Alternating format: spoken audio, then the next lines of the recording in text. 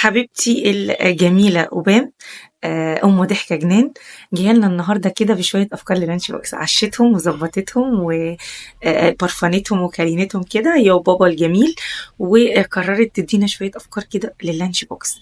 ما هو اللانش بوكس ما ينفعش يمر كده مرور الكرام، انتوا عايزين لهم ياكلوا لانشون وجبنة بيضة وجبنة رومي؟ ده حتى حرام. وابتدت تعمل لنا لانش بوكس بقى.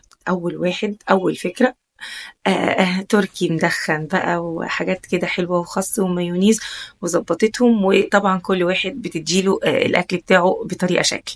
احنا عارفين ان هي ما شاء الله عندها 3 أولاد، منهم الولدين الكبار بيروحوا المدارس، والبنت تقريبا بتبقى قاعدة معاها بس برضه بتعملها لانش بوكس، وبابا بياخد معاه لانش بوكس.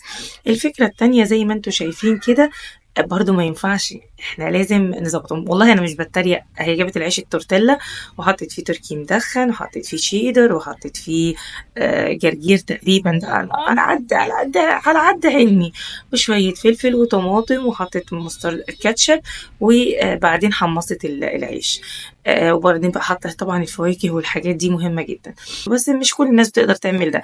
مش تريقة والله ولا تنمر مني، زي ما قلت لكم والله مش تريقة ولا تنمر مني، بس يلا، ربنا يكرمنا جميعا ان شاء الله. بقى الايديا اللي بعد كده بيض، وعصرت عليه حلوه بنتي كده ليمون، هتعمل تقريبا مايونيز، وحطت عليه كده زيت، وحطت شويه حاجات حلوه وجميله زي ما احنا شايفين، وابتدت تضربه، والخليط كان تقيل، هو عامل زي المايونيز تقريبا زي ما احنا شايفين كده، او خليط معين او صوص معين بالنسبه لهم، ونزلت بيه. وطبعا بنوتتها دي بتبقى قاعده معاها على طول، الولد الكبير، الولدين الكبار، الولد الكبير واللي بعده، وهي ربنا يا حبيبتي يقومها بالسلامه.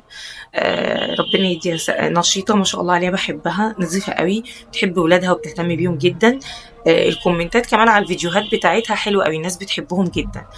الفكره اللي بعد كده بقى، جابت العيش اللي هو البريوش ده، وحطيته، حط عليه خس، ودهنته صوص جبنة أو صوص مايونيز، وحطت عليه البرجر اللي هي عاملاه، وعملت لهم كل تقريبا اللانش بوكس والأفكار لحوم.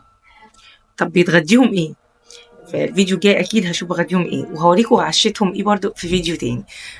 فانا جبت لكم شويه افكار، لان احنا عندنا الصراحه فضاء، وخلاص احنا من كتر السندوتشات اللي عملناها لاولادنا والافكار ما بقيناش عارفين نعمل ايه، فدي افكار جميلة ممكن ناخد منها ونعمل منها حاجات حلوة قوي، إيه يعني.